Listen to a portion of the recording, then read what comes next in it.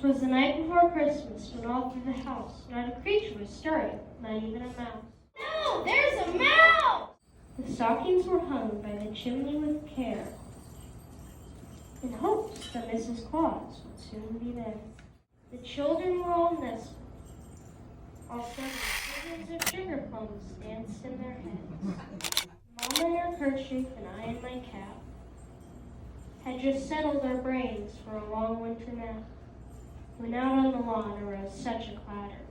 I sprang from the bed to see what was the matter. Away to the window I flew like a flash, tore open the shutters, and threw up the sash. The moon on the breast of the new-fallen snow gave a luster of midday to objects below. What to my wondering eyes should appear but a miniature sleigh and 8 tiny reindeer. The little old driver slightly and quick. I knew in a moment it must be St. Nick. More rapid than eagles, her courses they take. She whistled and shouted. Now Dasher, now Dancer, Prancer, and Vixen, uncommon on Cupid, on Donner, and Blitzen, to the top of the porch, to the top of the wall. Now dash away all. As dry leaves that before the wild hurricane wind fly, when they meet to an obstacle, mount to the sky. So up to the housetops, the coursers they flew, with a sleigh full of toys and Miss Claus too. And then on the twinkling I heard on the roof the prancing of Polly of each little hoof. As I drew in my head and was turning around, down the chimney Mrs. Claus came with a bound.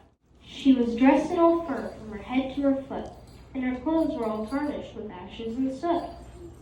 A bundle of toys she had flung on her back, and she looked like a peddler just opening her pack. Her eyes how they twinkled, her dimples how merry. Her cheeks were like roses, her nose like a cherry. Her droll little mouth was drawn up like a bow, and the hair of her head was as white as the snow.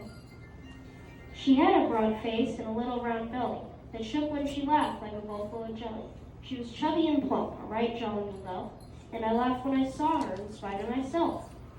A wink of her eye and a twist of her head soon gave me to know I had nothing to dread. She spoke not a word, but went straight to her work, and filled all this stuff with a jerk.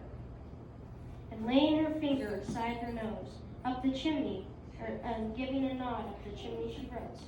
She sprang to her sleigh, to her team,